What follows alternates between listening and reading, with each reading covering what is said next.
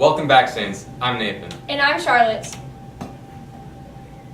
This week we will have a shortened show due to not having school 3 days last week. Last week we experienced record-breaking temperature of -27, terrible wind chill making it around -50. Due to this extremely cold weather, many winter sports were canceled. While students were staying at home, Activities Director Chris Lindquist stayed at school to reschedule these events. Reporter Paige Aldrich went out to get more information from Lindquist. For the last 3 days, what have you been doing to reschedule the sporting events? Great question. It's been a zoo. It's been pretty chaotic in my world the last 3 days. Started with Tuesday. We had to cancel boys basketball, boys hockey, and girls hockey. We're getting near the end of the winter season, and so schedules are full. And the only date that we can make work for girls basketball, we're also hosting a boys game that night. So we'll now have a doubleheader, which means we need to communicate with our coach, their AD, myself, our crew that assigns varsity and JV officials, plus a crew that assigns lower level officials just for that one game. So that was about 20 phone calls and emails back and forth. Boys hockey with Anoka was canceled, so we moved that to next Tuesday, but we play also next Wednesday. So now we have back-to-back hockey games.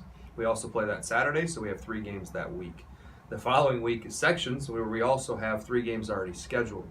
Cambridge, we were able to move for girls hockey to next Tuesday as well. So we were doing okay until Thursday hit, and some schools were allowed to play and some schools weren't. Typically when a school is closed, the superintendent says no after-school activities either. We were supposed to play at Anoka for our girls hockey team. Anoka called and he sent me an email and said they were able to still play the game even though school was canceled. Weather was warming throughout the day. We're running out of options. Sections start next week for girls hockey. We kind of have to get the games in. Well, it just so happens that we're a co-op with North Branch for girls hockey. And North Branch's superintendent sent out an email saying no school, no games, no practices, nothing. And so that caused a little bit of an issue yesterday, which we were able to resolve. It wasn't the best situation, but they were able to do it nonetheless. However, with boys hockey, we were supposed to play Chisago at Chisago yesterday. And Chisago said no. Well, because of our heavy schedule for the boys, we had to move that game and we couldn't find a way to move it. I said, how about we move it to today? And she said, their AD said they had a school dance, and they had to be back by 8 o'clock. And I said, that's fine, we'll play a 3 and a 5, get your kids out of school early, and we'll play a 3 and 5, and we'll get you back for your dance. She says, okay, I'll tell my coach. Told her coach, and the coach says, no, we don't want to do that, we play on Saturday. We don't want to play back-to-back games. So then Coach Schaff got involved and said, hey, how about if we move our game versus Mora on Valentine's Day to Friday, and then we play Chisago on Valentine's Day. It was a pretty crazy and hectic 3 days. I think at one point yesterday I was on the phone for an hour and a half straight with different people calling. I'm glad today is back to normal. Even though most sporting events were postponed, girls hockey played the Anoka Tornadoes last week on Thursday. Unfortunately, they lost 6-1. In more national news, we recently experienced a 1-month government shutdown.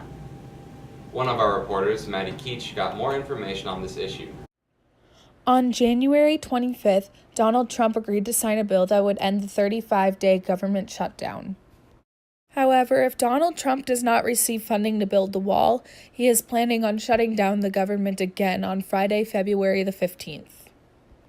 If we don't get a fair deal from Congress, the government will either shut down on February 15th again, or I will use the powers afforded to me under the laws and the Constitution of the United States to address this emergency.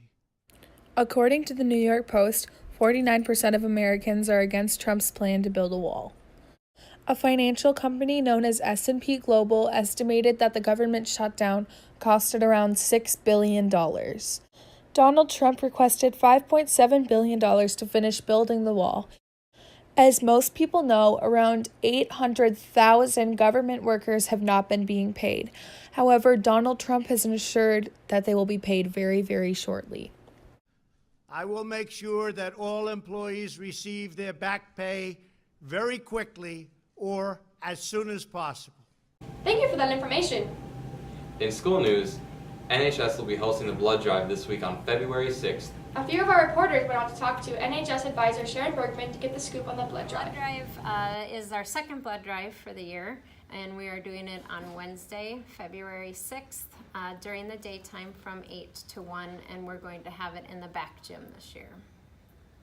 I've been involved with the blood drive for 3 years now, and I believe that it's probably been going on for about 3 or 4 years prior to that, so I would say 6-7 years total. Well, obviously it saves lives. Every time one person donates, we save 3 lives, and so that's obviously our first goal. But second of all, the American Red Cross offers scholarship money to schools that have blood drives, and so we do this also as a way to promote scholarships for our graduating seniors that are involved in National Honor Society. If you're still interested in donating, you can talk to Ms. Bergman in room C122. She says you can still sign up through the end of today. Last week, due to the frigid cold, students had a 3-day break to themselves. Reporter Mitchell Bentley went out to talk to students to see what they did during their break. So what did you guys do over the 3-day break? Yeah, I hung out with Mason and Nazar Rad, and I bought a new salvage BMW. I skirted my Subaru out in Coon Rapids Target parking lot. Watched movies. Avengers Infinity War. Over break, I slept in. I pretended like I was doing work on the computer so my kids wouldn't bother me. We did some science experiments. We froze boiling water, or we had boiling water and we throw it outside to freeze. And we froze some bubbles. And watched my kids do Fortnite moves. That was about it. 2 weeks ago, theater kids had the opportunity to see the musical On Your Feet for critical review through Hennepin Theater's Trust Spotlight Education Program. Austin Adler and Nick Ertz spoke to some of the students about their experience. Mason Felt also did an in-depth review after watching the critical production. review experience like to go see a Broadway show? It's really fun. We get to go drive down to Minneapolis, and then we all meet in the Hennepin Theater room with all of us together. I think there's like 23 of us, I think. And so we all go down and then we walk to the Orpheum and then we get our seats and then we kind of take notes. It's a little bit difficult because we're taking notes in the dark. So sometimes you'll like come out of the show with like random scribbles and you don't know what you're saying. But most of the time the shows are always absolutely amazing and it's an incredible experience to get to go and see all the shows for free. And it's just an incredible experience, whether it's writing, acting, singing. You get so many tips and you learn so much from it. So, what was On Your Feet like with it being your first Broadway show? With it being my first Broadway show, I would say that it was a great experience because I'm very involved with theater. I've just never seen a Broadway show before that hasn't been in a high school theater, so it was pretty great. The choreography was amazing. The lighting was beautiful. It was just overall a great experience. How would you compare On Your Feet to, say, high school shows? On Your Feet, the choreography was definitely far more advanced. The singing, you could tell that they were all trained professionals and they were very good, and the acting was just phenomenal. In itself, everything, just the set, the way everything moved, it was very beautiful, and you could tell it was worked on for a long period of time. Hey, what's up, guys? Just last week I went to go see the new musical On Your Feet, the story and tale of Gloria Estefan.